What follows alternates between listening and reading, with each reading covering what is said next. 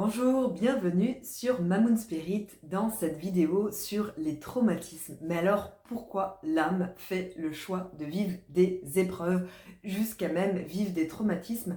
Est-ce qu'on est maboule? Est-ce qu'on est un peu maso? Est-ce qu'on a été horrible dans d'autres vies et du coup on paye notre karma? Selon moi, évidemment, ce sera ma vérité et vous prendrez ce qui vous appartient et ce qui résonne. On a un pouvoir de libre arbitre, un pouvoir de décider certaines choses avant l'incarnation et de faire des choix en conscience et notamment des choix sur des épreuves de vie, même les épreuves les plus terribles, et c'est parce que justement je les ai vécues comme des mémoires de pédocriminalité, donc de viol en étant enfant, que je me permets aussi de le dire, et ça fait partie de ma mission d'un peu expliquer et de dédramatiser tout ça. En fait, l'âme, elle a son but ultime, c'est de retrouver l'unité, retrouver sa lumière. Elle est lumière, elle est amour, mais quand on vient sur Terre, souvent on oublie qu'on est ça. On oublie qu'on est des êtres divins, on oublie qu'on est des êtres créateurs, on oublie qu'on est des êtres souverains. Et pour nous rappeler à notre grandeur, eh bien, parfois on est extrême et donc on souhaite vivre des traumatismes, des choses difficiles, dures, pour nous plonger et faire en sorte qu'on se relève.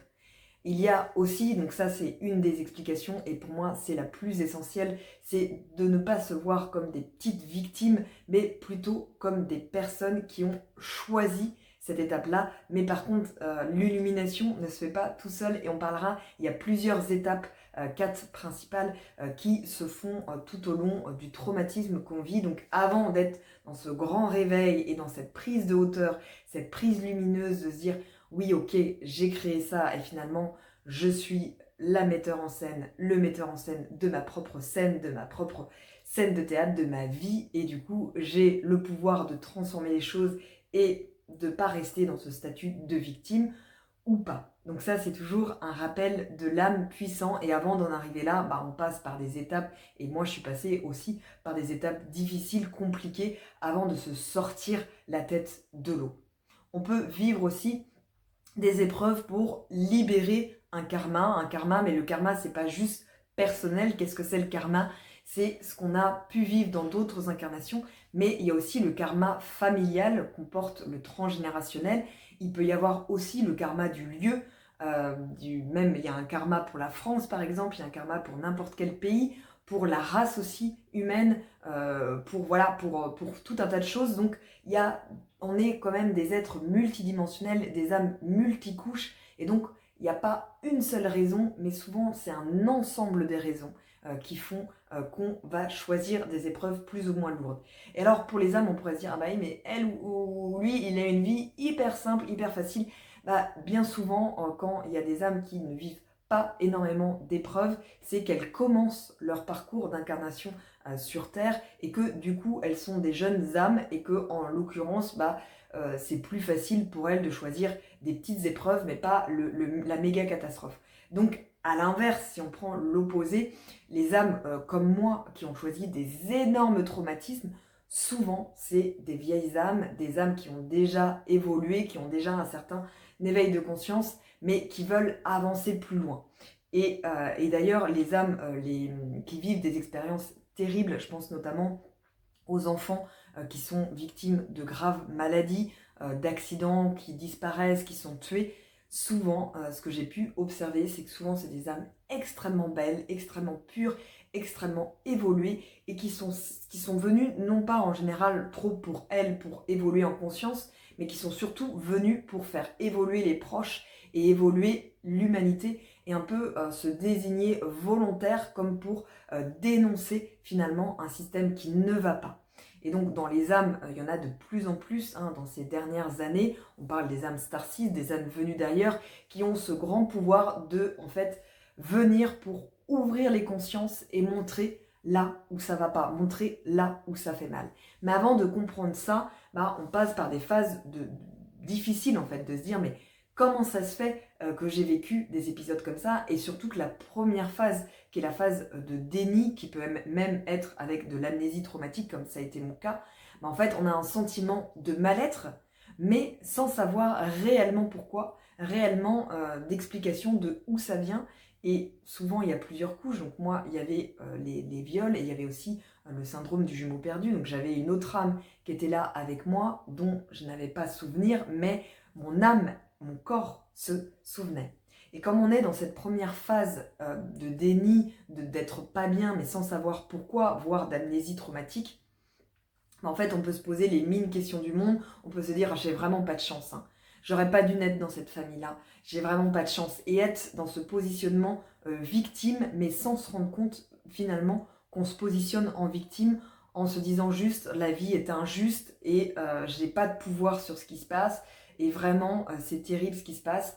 Et voire même en étant figé, c'est le corps en fait, le système nerveux quand il vit des traumatismes, il peut créer une sorte de figement corporel et qui fait qu'on a cette impression d'auto-sabotage, de ne pas pouvoir avancer dans la vie. Donc la bonne nouvelle, c'est qu'il est toujours temps d'en sortir, mais cette phase-là, on va dire, c'est la plus difficile et c'est souvent la plus longue. Moi, il m'a fallu vraiment les 30 premières années, un peu plus même, où j'ai rien fait de particulier, où quand je me sentais pas bien, bah, j'étais dans mon lit, etc., où j'ai été voir des psys, mais voilà, j'ai fait 5 ans avec une psy qui m'a quasiment rien apporté, avant d'aller faire d'autres méthodes beaucoup plus justes, qui faisaient en sorte de me remettre au centre et de me remettre en tant que responsable, parce que c'est ça l'important, c'est de revenir au centre en comprenant que finalement, bah, ce qu'on a vécu, il y a un sens caché derrière tout ça. Donc, en parallèle, les phases ne sont pas forcément alignées comme ça. Il y a la phase de détresse, donc des grands moments où on se sent pas bien, où on se sent triste, abattu, où on a vraiment le sentiment bah, de pouvoir pleurer peut-être si les larmes pleurent, mais des fois on n'a même pas envie de pleurer, mais juste se dire je suis pas bien quoi, je suis pas bien, je suis pas bien, je suis pas bien, je sais pas pourquoi, je suis pas bien. Et puis on a aussi parfois ce qui enclenche la colère et donc le sentiment que les autres, quand les autres viennent nous faire du mal, oh là là, je suis encore tombée sur quelqu'un de toxique, oh là là, mon père, ma mère, etc. Oh là là, c'est vraiment terrible, tout le monde est contre moi, mais je n'ai vraiment, vraiment pas de chance. Et je le dis vraiment en tout amour parce que je suis aussi passée par là et ça peut aussi m'arriver parce que bien sûr, de temps en temps, on peut aussi retomber dans certains travers. Et puis à un moment donné, on va commencer à sortir la tête de l'eau. Et ce qui peut aider pour sortir la tête de l'eau, c'est déjà de libérer ce qui ne nous appartient pas, on va dire ce qui a été hérité, donc tout ce qui va être transgénérationnel, tout ce qui est aussi mémoire karmique, d'autres vies, d'autres incarnations.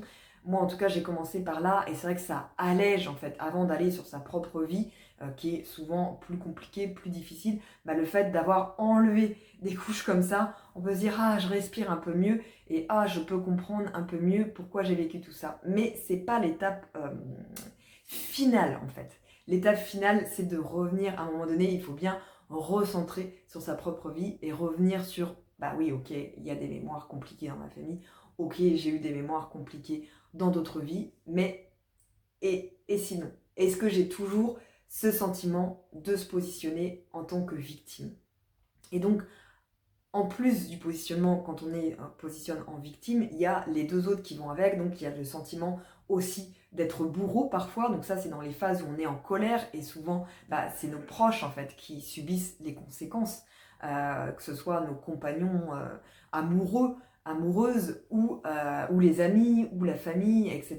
Donc d'être parfois trop dur, trop difficile, et soi aussi, on peut être son propre bourreau, souvent on est aussi hyper dur, hyper intransigeant, hyper exigeant envers soi-même. Et puis on va passer aussi par la phase de vouloir sauver l'humanité, de reconnaître, souvent on reconnaît les autres victimes et on se dit ah tiens, elle aussi, lui aussi, il a vécu un traumatisme, je vais essayer d'aider, de lui en parler, de lui dire va voir tel thérapeute, fais une constellation, fais ceci, fais cela. Bah ouais, mais si la personne, elle n'a pas réellement décidé, si elle n'en est pas là aujourd'hui, c'est son propre chemin. Et donc après, c'est de trouver un juste équilibre entre tout ça avant de se souvenir ouais, pourquoi j'ai fait ce choix-là? Pourquoi j'ai fait ce choix de vivre l'horreur absolue? Bah, en fait, en tout cas, en ce qui me concerne, moi, c'est parce que justement, dans ma quête, dans ma mission d'âme, j'ai un grand pouvoir de réveiller la souveraineté.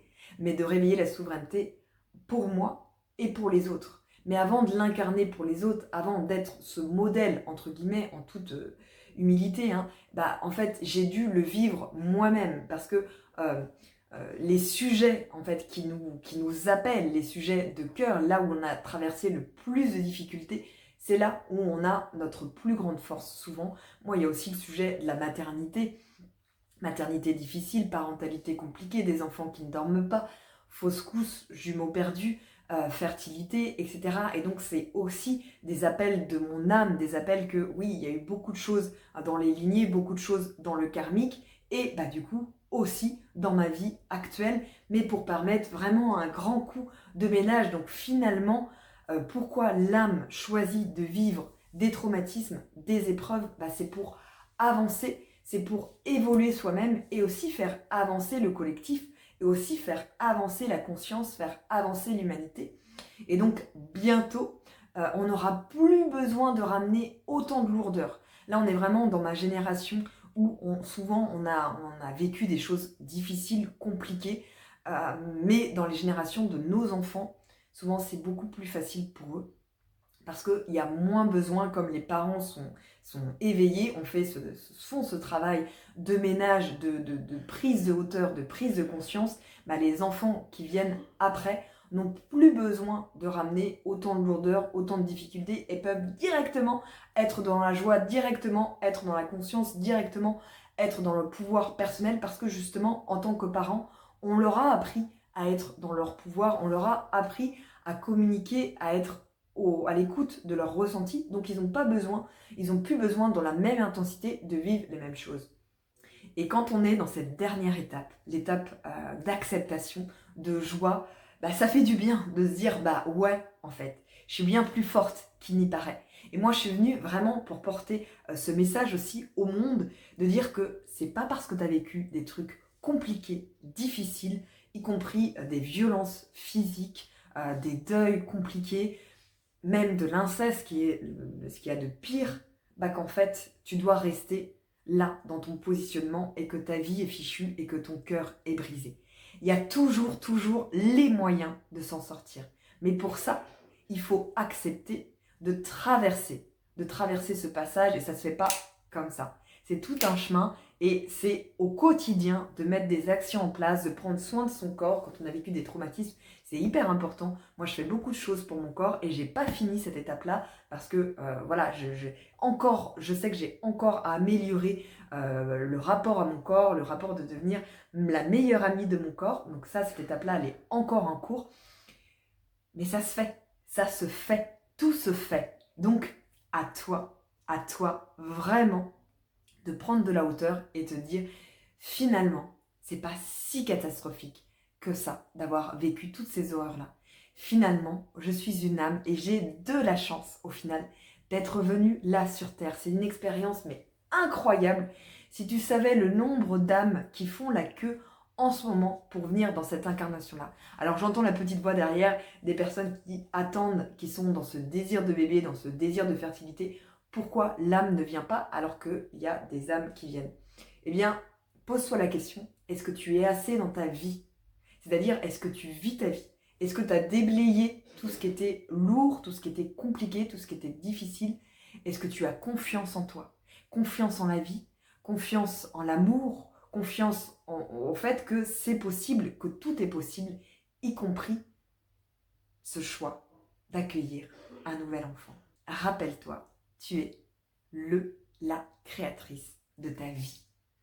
Tu es souverain, souveraine. Et il est toujours temps de reprendre ton pouvoir personnel et de se libérer, d'enlever ce qui t'entrave pour retrouver la joie, l'acceptation. Et la joie, l'acceptation, ça ne veut pas dire être bisounours. Moi, parfois, j'ai aussi, comme tout le monde, encore des lots d'épreuves. J'avance, je les traverse. Des fois, je fais demi-tour, je fais machine arrière et hop, et j'avance. Il est toujours temps d'avancer. Prends soin de toi. À bientôt.